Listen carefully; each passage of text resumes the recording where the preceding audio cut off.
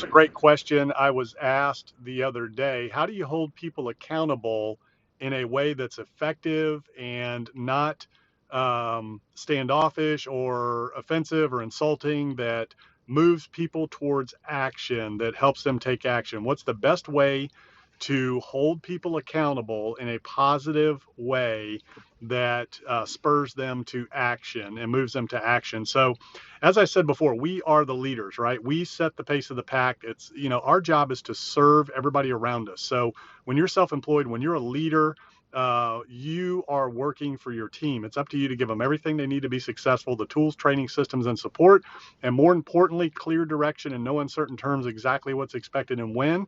And then you hold the behavior accountable. You hold the performance accountable to the goal that was set. So that's the number one thing. First and foremost, you're measuring the outcome, you're measuring the behavior, you're measuring the performance, not the person. So it's not personal, it's about the behavior. So the first thing you do is you focus on the outcome, you focus on the behavior. Are you getting the result that you're looking for based on the goals that you set? And did you give clear direction, exactly what was expected and when, so that everybody understood what was involved? And then did you give the tools, training, systems, and support to reach that goal? So the first thing you look at when you're not getting the outcome that you're looking for is yourself as the leader. Did I give them everything they need? So if you did, great.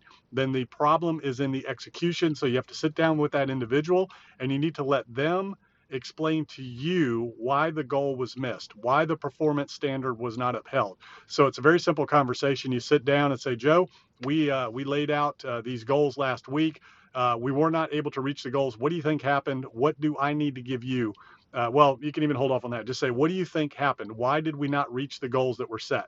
So let them explain to you what happened, where the breakdown is, and you need to be an active listener. You need to read between the lines and listen to what they're really telling you, because it could very well be that you're missing something, that you're not giving them something they need. So it could be something that you're just not understanding, and there's something that they need in order to complete their task or be able to do their job or perform their function efficiently and effectively. So ask questions, let them answer, and listen without getting defensive. So understand where they're coming from, try to find out exactly what they need and why the goal wasn't met. So then you have to discern by their answers, are they a can't do or are they a won't do? So if they can't do the task and if they can't accomplish the goal, why not?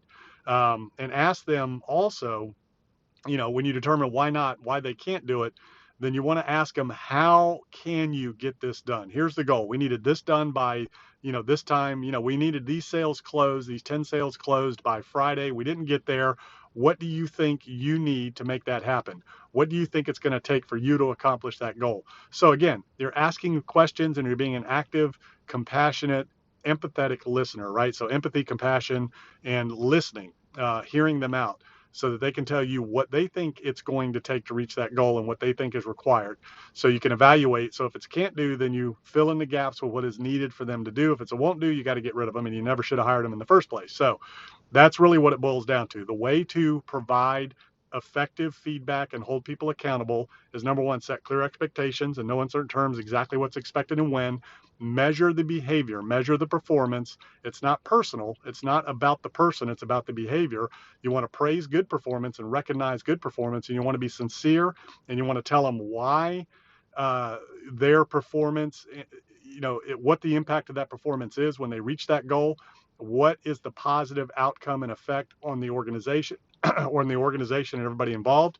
What is it specifically that they did, and what are the results of that? How does it impact the organization and everybody as a team as a whole? When they don't reach their goal, that's a private conversation. Ask them why, and then let them know how that is affecting the organization. We didn't close those 10 sales. Now we don't have the income coming into the company, so we can spend on more marketing to drive more leads so that we can close more sales and you can make more money. So again, it's about the performance, about the behavior, not the person. You want to get specific. You want to find out if it's a can't do or a won't do. If it's a can't do, you fix that. If it's a won't do, you get rid of them. You never should have hired them in the first place, and you got to do a better job at recruiting and training those individuals and making sure that you have the right people in the right role, which could be another problem in a whole nother conversation. So I hope that helps. That is accountability and feedback, and how to have those accountability sessions so that they're not standoffish, that they're not offensive, that they're not,